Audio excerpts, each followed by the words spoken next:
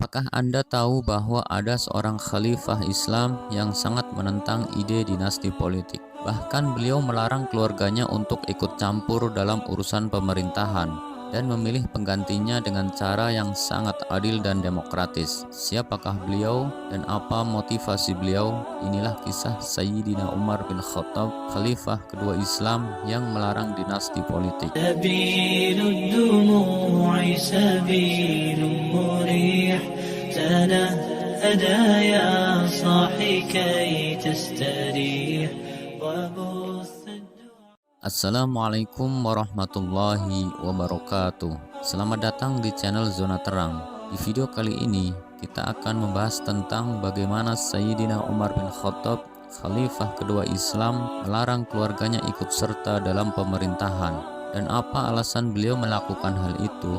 Ini adalah topik yang sangat relevan bagi kita saat ini karena kita menyaksikan banyaknya dinasti politik di berbagai negara, terutama di Indonesia. Bagaimana Sayyidina Umar mengatasi masalah ini dan apa yang bisa kita pelajari dari beliau? Simak terus video ini sampai selesai. Sayyidina Umar bin Khattab adalah salah satu pemimpin paling berpengaruh dan disegani dalam sejarah Islam. Beliau memimpin dunia Islam selama 10 tahun, dari tahun 13 Hijriah sampai 23 Hijriah, atau dari tahun 634 Masehi sampai 644 Masehi. Beliau memperluas wilayah Islam hingga mencakup Suriah, Irak, Persia, Mesir, dan sebagian Afrika Utara. Beliau menetapkan banyak reformasi dan kebijakan yang meningkatkan kesejahteraan dan keadilan rakyat. Beliau dikenal karena keberanian, kebijaksanaan, ketakwaan, dan keadilan beliau. Namun Sayyidina Umar juga sangat rendah hati dan sederhana. Beliau tidak menginginkan kekuasaan atau kekayaan untuk diri sendiri atau keluarganya. Beliau hidup dengan gaya hidup yang simpel dan zuhud.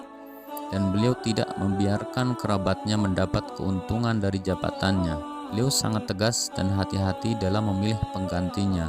Dan beliau tidak ingin menciptakan dinasti politik yang akan merugikan kepentingan umat Islam. Salah satu contoh paling menakjubkan dari sikap anti dinasti beliau adalah ketika beliau ditusuk oleh seorang budak Persia bernama Abu Lu'lu'ah di Masjid Madinah pada tahun 23 Hijriah atau 644 Masehi. Beliau mengalami luka parah dan beliau tahu bahwa beliau tidak akan bertahan hidup. Lalu beliau didesak oleh para sahabatnya untuk menunjuk penggantinya agar negara Islam tidak terjerumus ke dalam kekacauan dan kebingungan. Sayyidina Umar berkata jika Abu Ubaidah bin Al-Jarrah masih hidup, beliau akan memilihnya sebagai penggantinya. Abu Ubaidah adalah sahabat senior Nabi Muhammad SAW dan beliau diberi gelar amanah umat ini oleh Nabi sendiri. Beliau adalah gubernur Suriah dan beliau meninggal karena wabah Ammas di Syam pada tahun 18 Hijriah atau 638 Masehi. Sayyidina Umar juga berkata bahwa jika Salim, budak merdeka Abu Huzaifah, masih hidup, beliau akan memilihnya sebagai penggantinya. Salim adalah seorang mu'alaf Persia yang diangkat sebagai anak oleh Abu Huzaifah dan istrinya Sabitah. Beliau adalah ahli Quran dan beliau sangat ikhlas dan taat kepada Allah. Beliau meninggal dalam pertempuran Yamamah pada tahun 11 Hijriah atau 632 Masehi sambil membawa bendera muhajirin, para pengungsi dari Mekkah. Kedua orang ini adalah kandidat ideal bagi Sayyidina Umar karena mereka telah membuktikan kesetiaan, kompetensi, dan ketakwaan mereka dalam berkhidmat untuk Islam. Mereka tidak ada hubungan darah atau perkawinan dengan beliau, dan mereka tidak memiliki agenda pribadi atau suku. Mereka dipilih murni berdasarkan keunggulan dan kualifikasi mereka. Namun keduanya telah meninggal sebelum Sayyidina Umar. Maka beberapa sahabatnya menyarankan agar beliau menunjuk putranya sendiri, Abdullah bin Umar, sebagai penggantinya. Abdullah adalah seorang sahabat muda dan saleh yang dikenal karena kepatuhannya kepada sunnah cara hidup Nabi Muhammad. Sayyidina Umar sangat marah dan tersinggung oleh saran ini. Beliau berkata, "Apakah kalian ingin menggoda saya untuk masuk ke dalam api? Demi Allah, saya tidak akan pernah menunjuk putra saya sebagai pengganti saya. Meskipun dia lebih baik dari Yusuf, putra Yakub, demi Allah, saya tidak akan pernah menyerahkan urusan ini kepada keluarga saya. Meskipun mereka adalah orang-orang terbaik di bumi, demi Allah, saya tidak akan pernah membuat mereka mewarisi kewenangan yang Allah berikan kepada saya. Meskipun mereka adalah orang-orang yang paling layak untuk itu, demi Allah, saya tidak akan pernah menjadikan mereka pemimpin umat Islam. Meskipun mereka adalah orang-orang yang paling berkualitas untuk itu.